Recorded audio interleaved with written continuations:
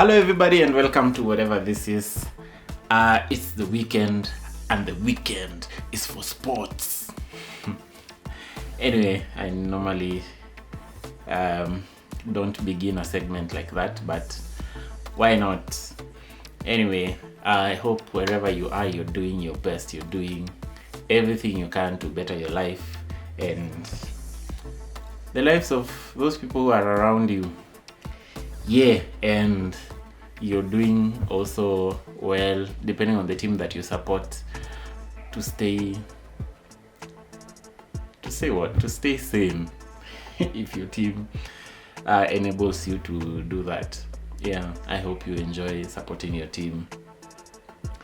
Yeah, so it's another time again where we get to talk about the things that are going to happen over the weekend, the things that have happened, and yeah, look forward to them, banter each other and what have you, nama whatnots zingine. So welcome to this segment. Yeah, so the last time we were here, well, we were not here, we were on the road predicting the matches of the weekend, and they turned out pretty much in terms of the result itself. It turned out more or less how we predicted, but again, in terms of the scoreline, yeah, that's where the difference was. Last weekend, when we were discussing the matches over the weekend, we're focusing on the English Premier League, and I predicted that Arsenal are going to win by 3-1. Well, they won, but the result was 5-2, which was pretty weird because all the 7 goals were scored in the first half, and there's a general, I don't know if it's a feeling or what, and if it's a stat or something, that any high scoring half, let's say if it's the first half, if there are a lot of goals, usually the second half is a bit boring.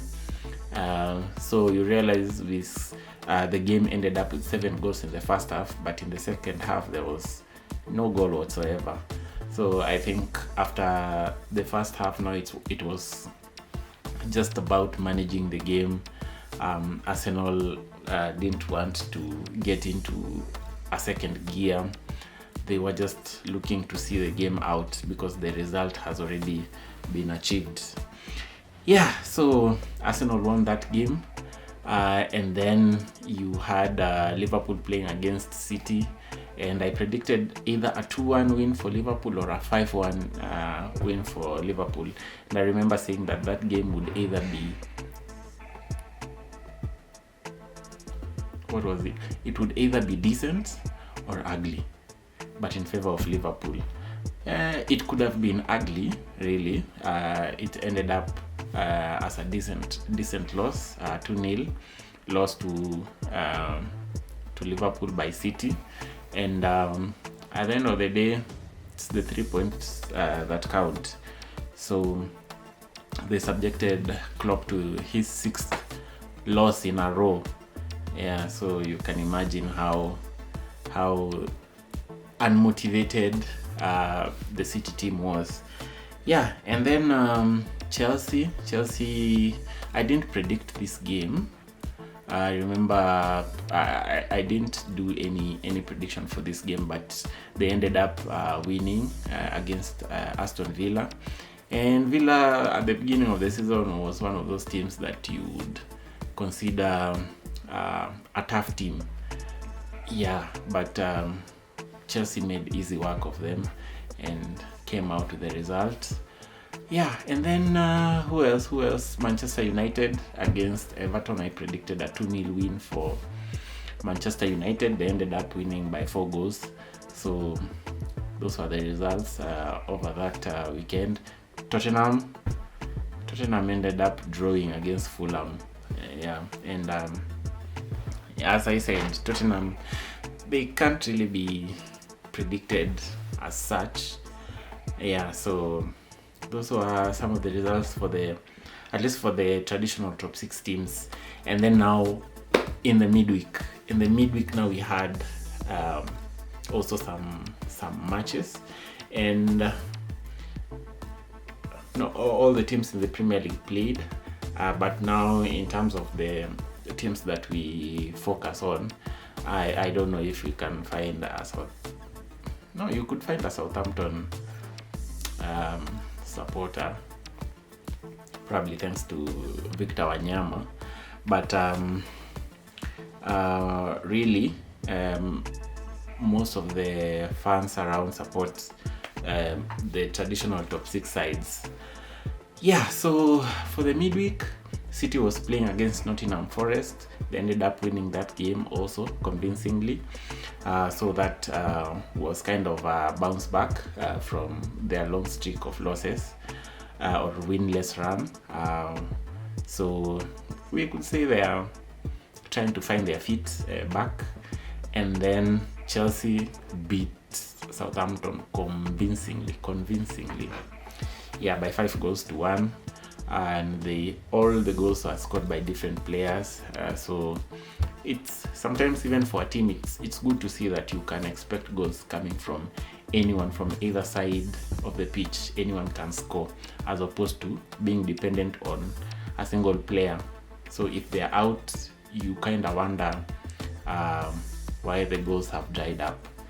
But to be really honest, I would say that Chelsea are in the title race.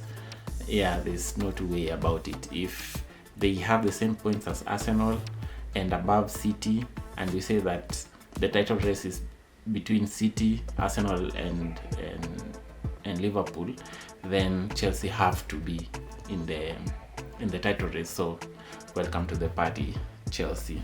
So this is the point where now we start supporting other teams to beat Chelsea, or getting a result against Chelsea.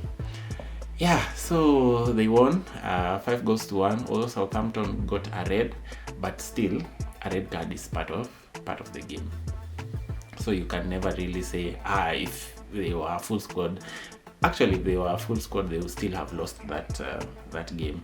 So someone just got stupidly sent off, and that's on them. It's football. You can never say it's because people got a penalty. If it was not for the penalty, penalties are part of the game. If it is corners, and we'll get to that, corners are part of the game. So yeah, Chelsea are back and they're in the title race. Yeah, and then two of the biggest matches that were played over the midweek. Liverpool against Newcastle against Liverpool at St. James Park. And if you really ask me, according to the run of games that were coming up, where are Liverpool likely to drop points, I would have said the match that is coming up over the weekend against Everton, and we'll get to that. But they had won previously, and then against City, and then now you are expecting them to win against Newcastle, but Newcastle really did their best in that game. And yeah, they got a result. It ended as a 3-3 draws. Draws is something else. And yeah. Anyway, yeah, it was a 3-3 draw. And one thing I picked out of that game is Mohamed Salah. Mohamed Salah is world class. I think if Liverpool win a major trophy, be it the Champions League or the Premier League, he's Ballon d'Or bound. Yeah, not like this other Ballon d'Or that ended, where many people felt like it was rigged. Yeah, but I can say this year Mo Salah is clear. It's clear. He's to me, he's currently the best player in the Premier League, and then Saka, and then the rest. I'd say that. Yeah. And then we had now the big one. I think this is the biggest match, really. Arsenal playing against Manchester United. Not big in terms of like the teams where they are. You know, some people could argue that City and Liverpool is a bigger game, but that is dependent on like recent history where they were going back and forth for the title, and they are two quality teams. But Arsenal and Manchester United, even in terms of publicity and even over the internet, the most talked about game is Arsenal against Manchester United. I don't think even the El Clasico fits can beat this fixture in terms of the noise that is around, or the buzz that is around this match. I think probably just in the Ronaldo Messi era, but generally, yeah, this game is big. Manchester United were expecting like new manager bounce and whatnot. They had registered some good results getting into this match, but really on the day, they came possessed in the first half, did nothing with the possession. Yeah, and in the second half, Arsenal upped the gear, and it was just one-way traffic. Yeah, so of course they scored through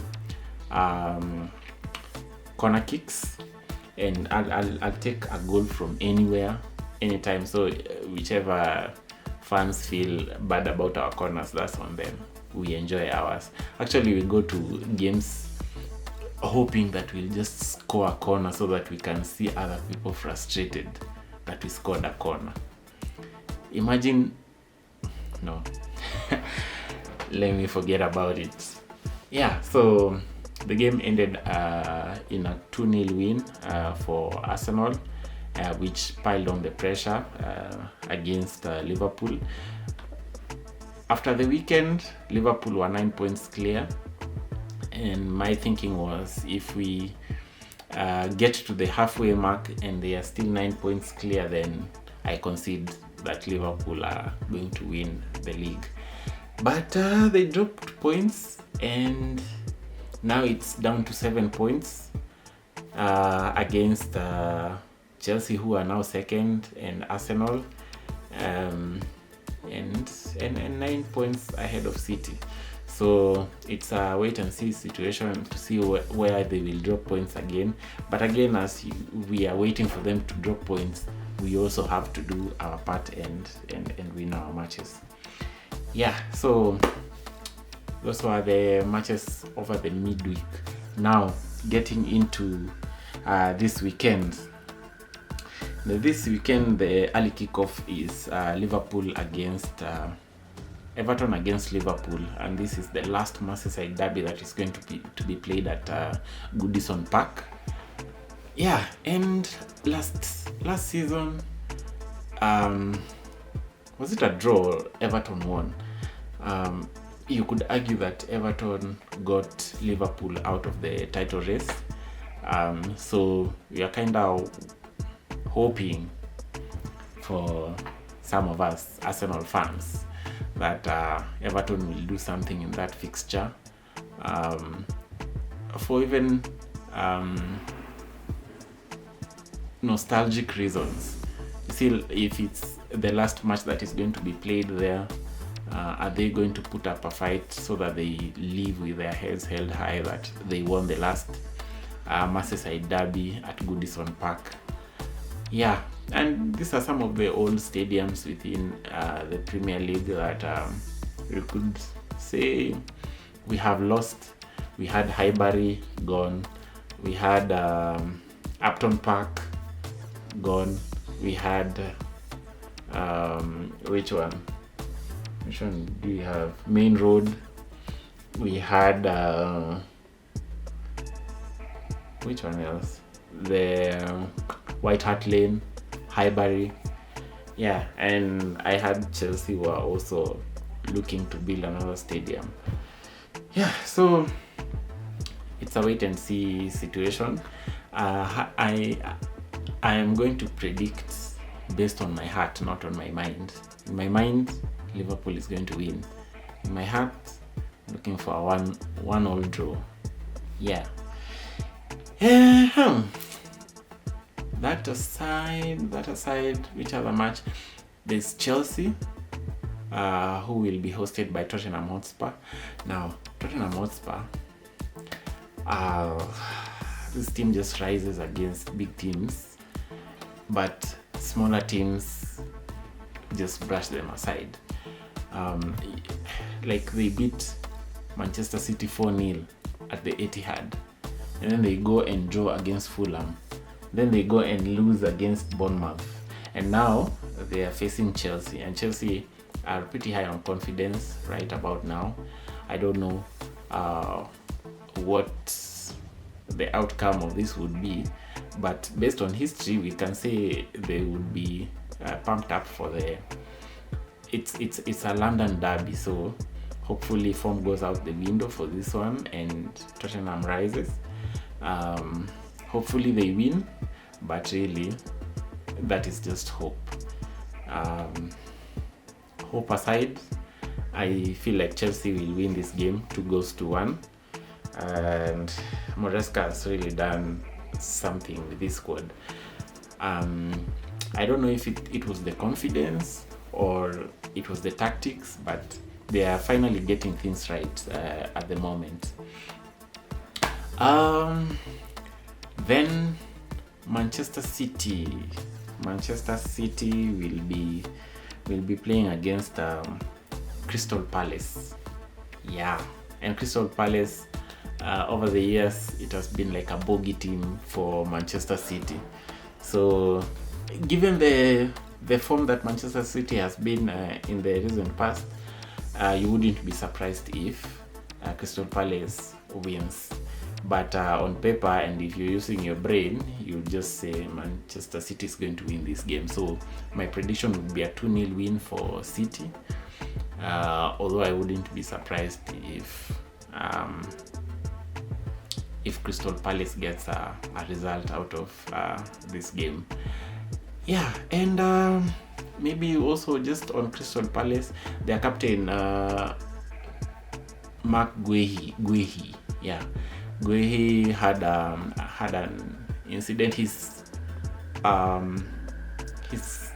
likely to face a ban. I don't know if he hasn't yet. He's going to, and this one is based on the message he had written on the captain's armband.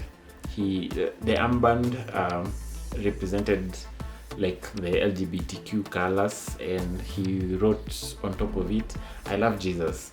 So I think for the English Premier League, and even just talking about the Western world out there, if you're so big on freedom of expression, then you should be able to take it both ways. Yeah, because I would say that this thing is something that everyone is forced on it, that the Premier League is supporting, what can I say? I don't know. I don't remember the term that they use, but yeah, like supporting gay rights, LGBTQ rights.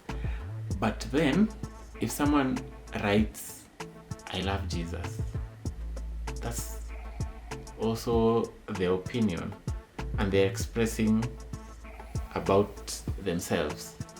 So you cannot have your cake and eat it.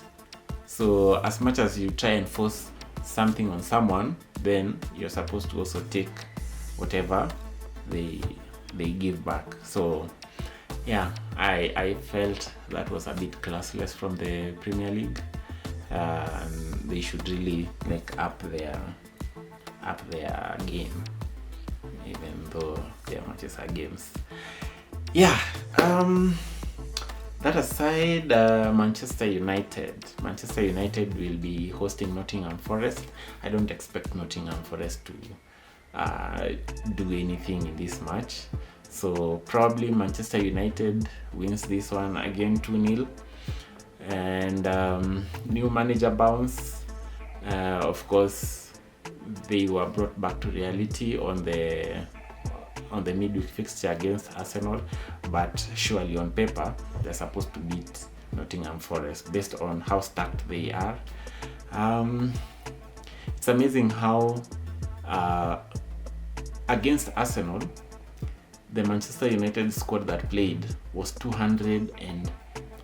costed 200 million pounds more than the cost it took to assemble the Arsenal squad that played that night.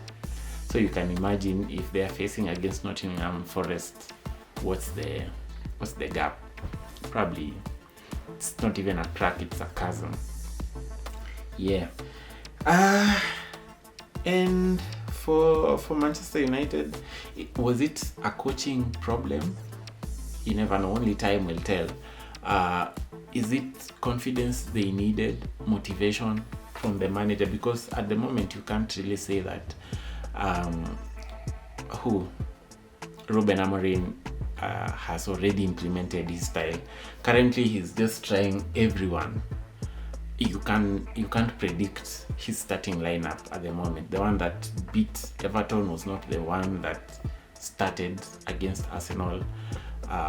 The one that played against Bodo Glimt was not the same one that was also there. So you could argue that probably, and it could be a genius move where he's trying to bring everyone on board so that everyone knows and understands his system, so that he would be comfortable bringing on a player at any moment. But again, you could also argue that he's trying to figure out who are his players going forward before he even brings in more players. Also, you never know. For over the years, maybe Manchester United could be a club that ruins Ruben Amorim, but again, if you give him time, maybe he would be able to turn the corner.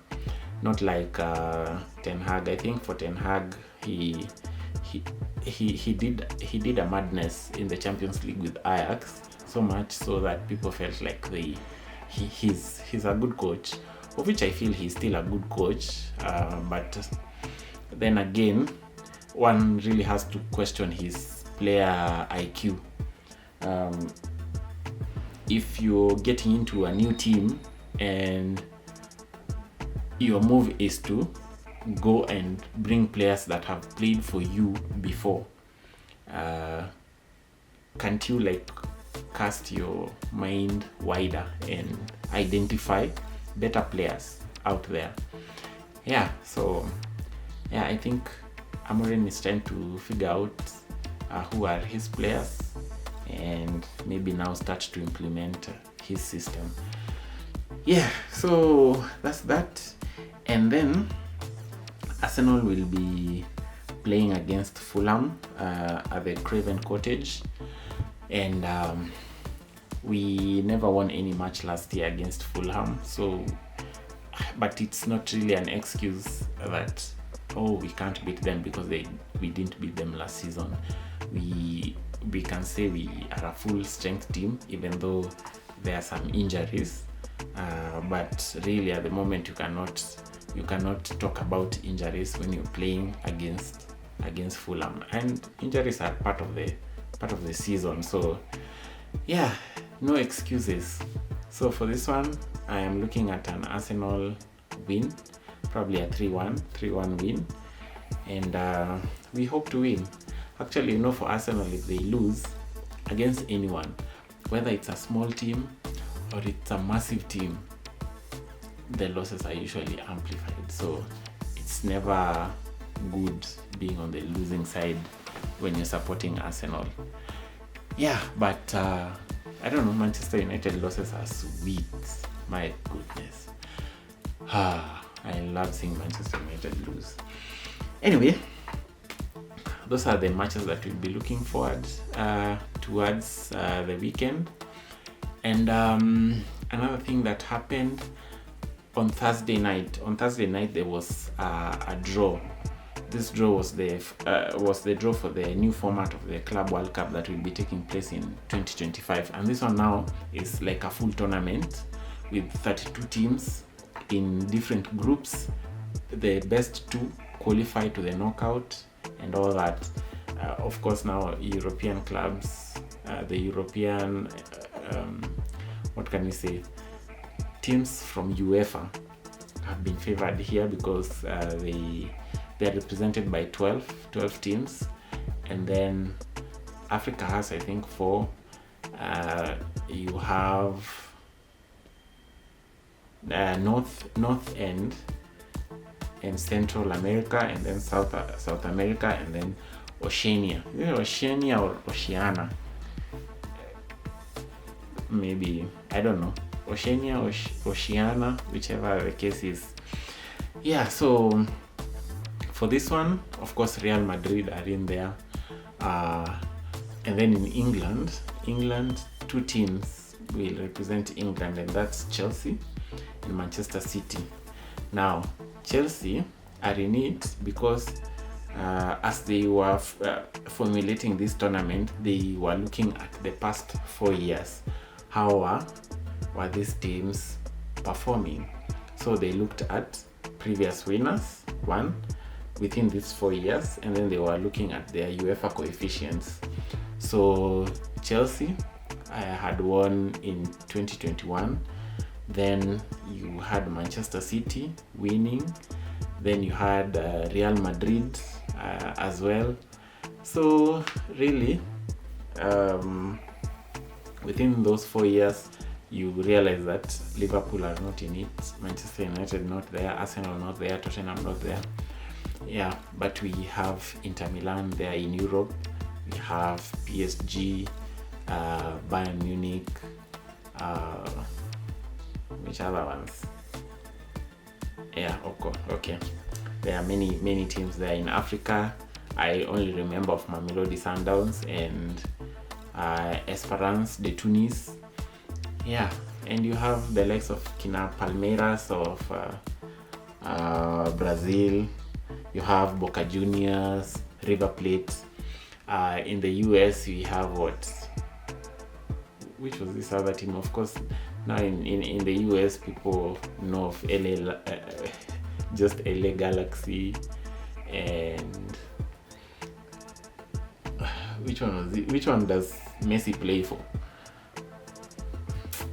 I don't know. Not that I don't know.